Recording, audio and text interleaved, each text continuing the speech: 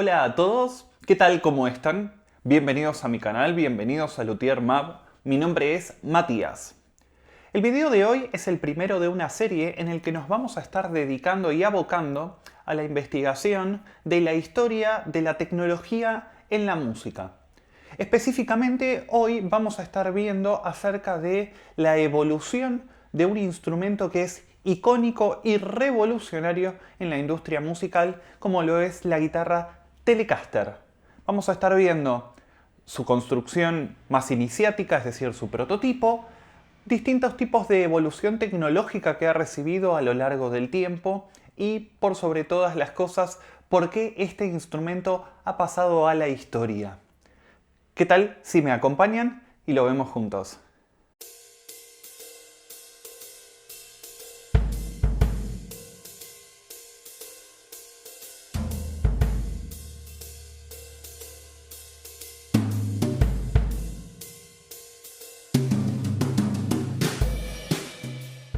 Entre los años 1932 y 1949, una gran cantidad de fabricantes y luthiers estuvieron intentando desarrollar y trabajar instrumentos de cuerpo sólido, es decir, una modificación radical respecto de lo que venía siendo la norma para ese momento. Usualmente se utilizaban cuerpos huecos, que era la herencia directa de los instrumentos acústicos, pero con algunas modificaciones, como por ejemplo la adición de micrófonos y la adición de algunos controles como pueden ser el volumen y el tono. Es decir, ya estamos situados en una etapa de la historia en donde tenemos instrumentos electroacústicos a disposición. Sin embargo, siendo instrumentos huecos y con pickups con un desarrollo tecnológico bastante rudimentario, tenían diversos inconvenientes. Primordialmente, el feedback era uno de ellos, es decir, esta retroalimentación que se genera entre la salida de un amplificador y la captación que tiene el micrófono del instrumento. Ninguno de los modelos que habían desarrollado los distintos fabricantes logró captar la atención de las masas hasta el modelo Broadcaster diseñado por Leo Fender. Para ese entonces eran muy populares las guitarras electro españolas. De hecho, la serie ES de Gibson responde en sus iniciales a este nombre, Electro Spanish o Electro Españolas. Eran instrumentos de caja hueca con micrófonos que estaban bastante cerca del mástil colocados y que tenían, como les comentaba, este problema de feedback tan poco deseable para un instrumento al momento de ser ejecutado en vivo. El hecho de utilizar mangos atornillados era algo revolucionario para la época. El estándar dentro de la industria musical remitía a la idea de la necesidad de que los mástiles y los cuerpos tengan que estar encolados y pegados entre sí. Sin embargo, para Leo Fender esto no era una norma necesaria de seguir y, siguiendo un poco la línea taylorista y fordista de la revolución industrial, pensó en generar una línea de montaje que modularice y segmente las tareas, es decir, la producción de pequeñas partes que luego en una línea de ensamblaje se iban a montar para terminar con un producto que requiera netamente de ser atornillado en su gran mayoría, como para poder realizar esta tarea de manera secuencial, progresiva y extremadamente rápida, y que las piezas que tengan que ser pegadas o soldadas sean mínimas. Esto era simplemente pegar la cejilla, hacer algunos encolados del mástil en los momentos en donde esto fue requerido, porque no sé si lo sabían, pero inicialmente los modelos Broadcaster no tenían un tensor, es decir, tuvieron muchísimos inconvenientes con las torsiones de los mástiles justamente por no tener un elemento que pueda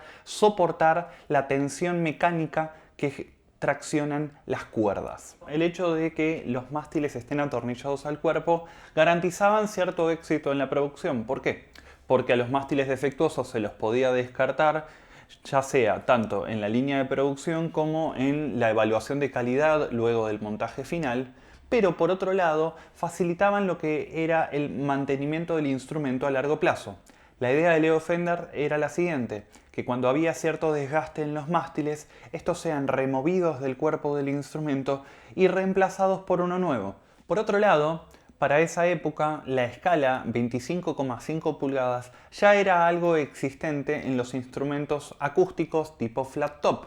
De hecho, la utilización de esta escala, la idea de la escala 25,5, que hoy normalmente es asociada con Fender y uno pensaría que es originaria de su producción y de su idea, más bien es una copia directa de algunos instrumentos de Gretsch. Esta era la escala que Gretsch estaba utilizando en ese momento para sus instrumentos acústicos y para sus instrumentos electroacústicos. Fender tenía un gran conocimiento de electrónica. De hecho, había desarrollado diversos tipos de micrófonos para instrumentos lap steel, que son estas guitarras planas que se suelen utilizar con tubos slide. En una nota para la revista Guitar Player en 1978, Leo Fender dice que probablemente él haya sido el primero en utilizar pickups individuales, es decir, un sistema de polos individuales para los micrófonos de los instrumentos de cuerda. Hasta ese momento se utilizaban unas piezas bastante grandes que captaban la totalidad de las cuerdas. ¿Qué generaba esto? Que no se extraía lo mejor de sí del sonido de cada una de las cuerdas cuando se utilizaba, por ejemplo, un acorde en la guitarra, cuando se hacía un acorde en la guitarra. Entonces, él utilizó unos polos individuales, uno por cada cuerda, que lo que resultaba era en una mayor definición al tener la posibilidad de captar la vibración individual en un acorde general. Otra particularidad en el diseño de los micrófonos era su capacidad de utilizar alturas variables. Es decir, uno puede variar la altura en las cuerdas agudas o en las cuerdas graves para poder customizar y personalizar el audio que tenga ese instrumento. Bastante llamativo, ya que la idea era hacer una producción en serie, pero permite una customización muy específica y muy individual como para poder ajustar el instrumento a la técnica y a la forma de tocar de cada uno. Otra cuestión que también se introduce y que es muy llamativa en el diseño del puente, veremos que hay varios desarrollos tecnológicos bastante interesantes en esta pieza en particular, es el hecho de la utilización de selletas para pares de cuerdas, es decir, primera, segunda, tercera, cuarta, quinta y sexta cuerda tienen selletas que comparten entre sí. A diferencia de lo que ocurría con los instrumentos clásicos hasta ese momento, que era un puente con un bloque individual que permitía un ajuste de la entonación, pero mucho más burdo, mucho más grosero, ya que al intentar compensar la entonación de una cuerda en específico, se está alterando la totalidad del sistema. De todos modos, este sistema de apareos también introducía una nueva variable que es el hecho de tener dos tornillos, uno en cada punta, que permite regular la altura, es decir, permite regular la acción de las cuerdas, especialmente en la zona más aguda del diapasón. Con esto lo que podemos hacer es copiar el radio del diapasón de manera mucho más fina que lo que permite, por ejemplo, un puente Tune-o-matic, que tiene fijo el radio, que es más o menos similar al del diapasón, pero que no permite un ajuste mucho más fino que el de los dos pivotes con los que cuenta.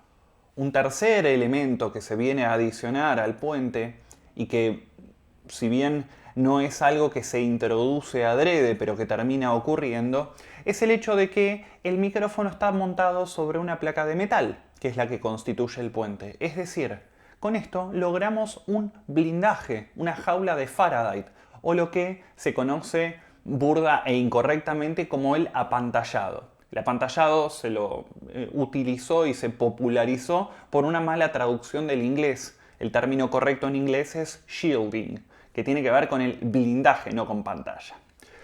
¿Qué es lo que genera una jaula de Faraday? Es un encapsulado para el micrófono o para un elemento de un circuito que evita, a través de la conexión a masa de su chasis, la introducción de radiofrecuencias. Es decir, tenemos una pieza del circuito como es el micrófono dentro de un chasis metálico. Este chasis está puesto a masa, está puesto a tierra, y de esta forma las radiofrecuencias quedan reducidas al mínimo en la incidencia sobre el micrófono. ¿Qué logramos con la jaula de Faraday? que ante mayor ganancia y o mayor volumen tengamos un piso de ruido mucho menor porque evitamos frecuencias parasitarias, lo cual deriva en un output mucho más cristalino, mucho más prístino y mucho más fiel. Todos estos elementos se unen en mediados de 1949 en lo que hoy conocemos como el instrumento Broadcaster. Fender no trabajó solo, sino que tuvo la ayuda de un colega y amigo llamado George Fullerton, quien en gran parte fue el que diseñó y mecanizó el cuerpo del instrumento. Como podemos ver, la forma del cuerpo es perfectamente discernible como la Telecaster moderna. En este aspecto no ha variado. Si bien es cierto que las maderas que utilizaron en ese momento es completamente distinta, ya que para la construcción de ese cuerpo en particular se utilizó pino. Por otro lado, nos encontramos, y ahí sí hay una diferencia radical, con una pala completamente distinta a la de una Telecaster moderna. En ese momento, el diseño de la pala había sido de 3x3 en la distribución de las cuerdas, que está mucho más en conexión con las raíces mismas del instrumento, está mucho más próximo a la guitarra española clásica que a la guitarra eléctrica moderna. Sin embargo, para fines de 1949 se pasa a la mítica configuración de 6 clavijas en línea para la pala del instrumento. Es llamativo esta característica porque muchísimas de las Broadcaster que se produjeron inicialmente en ese periodo no mantienen la originalidad, ya que muchas de ellas requirieron de reparaciones. ¿Qué es lo que pasó? Que los mástiles se fueron doblando por el hecho de no contar con un tensor que ayude a resistir la tracción que estaban generando las cuerdas. Por lo tanto, sin contar con este mecanismo que es una incorporación un poco más tardía, las guitarras se fueron doblando y se fueron volviendo cada vez más intocables. Por lo tanto, muchas de las Broadcaster que hoy en día podemos encontrar en muy pocos lugares en realidad porque se produjo una tirada bastante corta, no son instrumentos, en la gran mayoría no son instrumentos que estén originales, sino que tuvieron una modificación y tuvieron un trabajo por sobre los mástiles por parte de la fábrica de Fender. El pickguard en este primer instrumento podemos ver que difiere bastante de la Telecaster moderna. Pero bueno, este fue el primero de los diseños que generó Fender junto a Fullerton. Y también hay una ligera variación en lo que es el control plate, ya que en ese momento contaba solamente con 2 controles y estaba dispuesto de un modo bastante extraño respecto de lo que es la Telecaster actualmente. Pero sí es cierto que estos controles estaban destinados a volumen y tono tal y como funcionaba hoy en día el instrumento más tradicional del mundo. Hay un dato muy curioso respecto del nombre que recibieron estos instrumentos o esta línea de instrumentos Broadcaster, porque ni bien comenzaron con una tirada y empezaron a generar cierto conocimiento y cierto reconocimiento por parte de los músicos, una empresa que fue Gretsch hizo una demanda a Fender por el hecho de estar utilizando un nombre comercial que estaba bajo patente de ellos. Es decir, Broadcaster no era una patente que haya generado Fender antes de empezar con la producción. Por lo tanto, en la mitad de las construcciones tuvieron que detener un poco y quitar el nombre de las palas. Es decir, no dejaron de producir el instrumento, puesto que la patente no estaba sobre el elemento que estaban produciendo, sino sobre el nombre de fantasía que le habían dado o el nombre comercial. Entonces, luego de esta demanda, comienzan con la fabricación de lo que posteriormente se denominó las no-caster, es decir, instrumentos en cuya pala solamente figuraba el nombre del fabricante, más no el nombre del modelo, y que a posteriori Fender termina patentando el nombre no-caster para poder hacer algunas reissue, algunas reediciones y contar con ese nombre dentro de su paleta de patentes. Cuenta la historia que Fender y Fullerton lo que intentaban hacer para popularizar y para dar a conocer su producto era llevar esta guitarra a distintos shows y dárselas a los músicos para que las puedan probar y que las puedan utilizar en los descansos o después de haber tocado. Tal es así que en un momento llegan y dan con el guitarrista en ese momento muy conocido de swing, Jimmy Bryant, y Cuando termina un show, le prestan el instrumento como para que lo pueda probar y él se pone a tocar.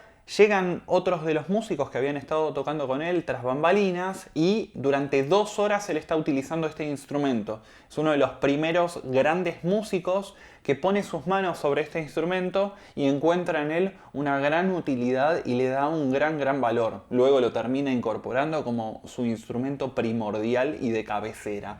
El segundo pickup en la Telecaster es incorporado en 1950, es decir, este modelo tiene que esperar casi un año hasta la incorporación de este segundo elemento que lo vuelve icónico. El hecho de que este segundo micrófono que se incorporó a posteriori también tenga una cubierta metálica servía al propósito de generar una jaula de Faraday y evitar así también radiofrecuencias en este otro mic. Tenía una particularidad la llave en su funcionamiento en esta época, es decir, el wiring o el diagrama con el que contaba el instrumento difiere enormemente de lo que es el diagrama de los instrumentos modernos. El pickup del mástil tenía atachado en su funcionamiento un capacitor, lo cual volvía un filtro pasabajos, es decir, las frecuencias más agudas eran eliminadas y se volvía un tono bastante oscuro. En una segunda posición funcionaba el pickup del puente, también con un filtro, y en una tercera posición funcionaban ambos pickups. La particularidad es que en las 3 posiciones de la llave funcionaba el volumen, pero el pote de tono funcionaba como una especie de blend, es decir, en la posición en donde iba a estar en on el micrófono del mástil como el micrófono del puente, el pickup de tono no funcionaba como un filtro, sino que lo que hacía era regular la cantidad de volumen que iba a tener en la mezcla cada uno de los micrófonos. Previa a la salida y a la tirada comercial del instrumento con los 2 pickups, se empezó a vender un instrumento que contaba con un solo pickup denominado Squier, ¿sí? De ahí viene también el nombre de la segunda línea de instrumentos que tiene Fender, la segunda marca que es Squier. Si bien es cierto que se escriben un tanto distinto. Pero la particularidad es que este instrumento ya contaba con el pickguard que es reconocible como el tradicional en las Telecasters. A diferencia igual de los actuales, en ese momento tenía 5 tornillos, luego se pasó a la configuración de 8 tornillos, un solo pickup a la altura del puente, 6 clavijas en línea y un control de volumen y un control de tono montado sobre un control plate desde la parte frontal del instrumento y cuerdas que cruzaban a través del cuerpo y se montaban desde la parte trasera. Para mediados de 1960, Leo Fender estaba atravesando dificultades de salud bastante graves. De hecho, él estaba convencido de que era algo terminal lo que estaba padeciendo, ya que los médicos no podían encontrar muy bien la respuesta a su padecer, ni tampoco encontrar una solución. Por esto, con cierto temor acerca de su futuro más inmediato y por cierto temor también del futuro económico de la familia, es que le solicita a Don Randall, que era un empleado de Fender, que empiece a generar lazos comerciales con otras empresas como para ver si era viable la venta de la compañía. De hecho, este mismo Don Randall es quien luego termina fundando la empresa de amplificaciones Randall, así que probablemente por eso le suene el apellido.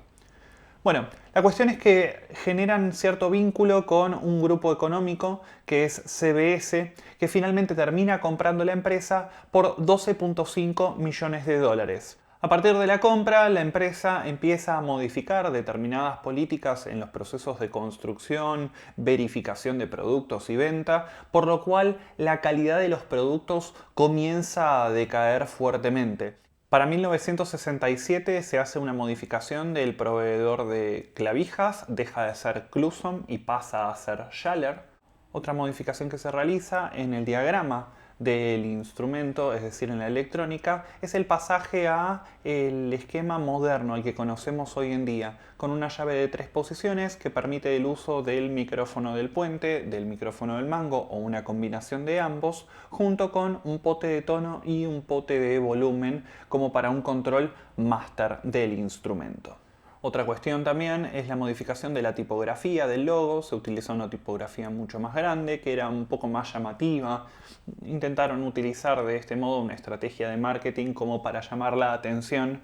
Algunos intentos de salvataje de la empresa en este problema económico que se iba generando fueron la ampliación de la paleta de colores, la utilización de bindings, es decir, el posicionamiento de algunos elementos ornamentales en la construcción, y también se mandó a hacer, con la colaboración de la empresa de Bixby, un puente como para poder generar una nueva opción o una nueva variante de instrumento para sacar a la venta y para poder cautivar al mercado. Otra variante con la que se empieza a jugar es con la de los pesos de los instrumentos. Por lo tanto, podemos encontrar que a partir de esta época se empiezan a producir algunos instrumentos con algunas cámaras ahuecadas. Esto da origen a la serie Thinline de Telecaster, que son estos instrumentos de un peso muy liviano, ya que tienen una o dos recámaras ahuecadas y que se los puede reconocer muy fácilmente por el hecho de tener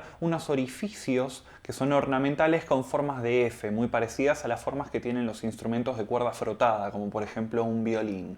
A lo largo de la historia del instrumento nos vamos a encontrar con una pieza muy particular que es la denominada ashtray o cenicero. Esto es una pieza metálica que se encastra, que va a presión sobre el puente y cuya finalidad era netamente estética.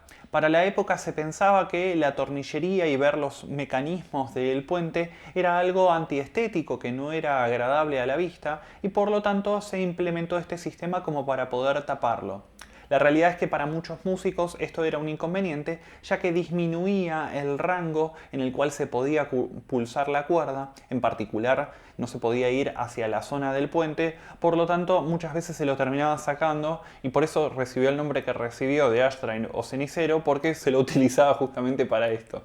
Hacia los 70 se intentan nuevas estrategias para el salvataje de la empresa, dada que el crecimiento que habían tenido exponencial en la demanda hizo que se amplíe muchísimo la fábrica, que empiecen a incorporar mucho personal, pero estaban llegando a un momento de una recesión muy importante en el mundo y también estaban llegando a un momento de dificultades para la venta.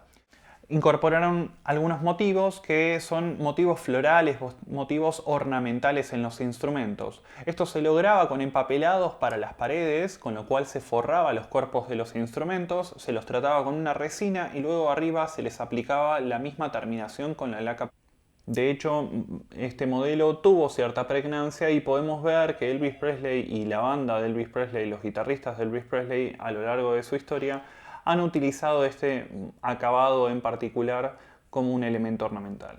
Otro intento desesperado, pero que tuvo cierto éxito, fue el hecho de generar un instrumento con un cuerpo íntegramente de rosewood que fue diseñado para George Harrison. En ese momento, Rickenbacker y Gretsch estaban teniendo el spotlight perfecto con la banda más conocida del mundo por ser los que le proveían los instrumentos a los Beatles. Bueno, Fender intenta hacer algo al respecto y producen este instrumento. Este instrumento es utilizado efectivamente en el Magical Mystery Tour de los Beatles. Para fines de los años 70 se modifica el estándar de pintura y se empiezan a utilizar las pinturas poliéster, que tenían la particularidad de ser mucho más rápidas en la aplicación, bastante más efectivas en el proceso de cubrir los instrumentos, eran menos volátiles, por los cuales el riesgo dentro de la planta era mucho menor, y habían permitido esto también acelerar los procesos de secado, lo cual reduce los tiempos de producción y maximiza la capacidad de venta de los instrumentos. Finalmente, para competir contra el principal rival que estaba teniendo en ese momento Fender, que era Gibson, intentan generar cierta similitud en las configuraciones de la electrónica. Es por esto que contratan a Seth Lover, que había sido un empleado de la empresa Gibson hasta hace no muchos años atrás, y el fabricante y el creador del micrófono humbucker. El primer micrófono humbucker es conocido como PAF, como P-A-F, diseño de Seth Lover, y lo que le piden es poder realizar algún tipo de diseño similar como para que Fender lo pueda incorporar. Efectivamente, Seth Lover trabaja con Fender y diseña algo que es conocido como el micrófono Wide Range, que lo podemos encontrar en muchos instrumentos de Fender, y la característica es que, a pesar de ser un humbucker en sí mismo, tiene un tamaño un poco mayor que el diseño original del Puff y deja ver solamente 3 polos por cada una de las bobinas. Sin embargo, son 6 polos en cada bobina, solamente que hay 3 a la vista y 3 están ocultos. La incorporación de este sistema lo que permite a Fender es una electrónica que era muy similar a la de la Les Paul, que en ese momento era un instrumento sumamente popular. Es decir, micrófonos humbuckers que tenían cada uno un control de volumen y tono independiente y una llave selectora de 3 posiciones.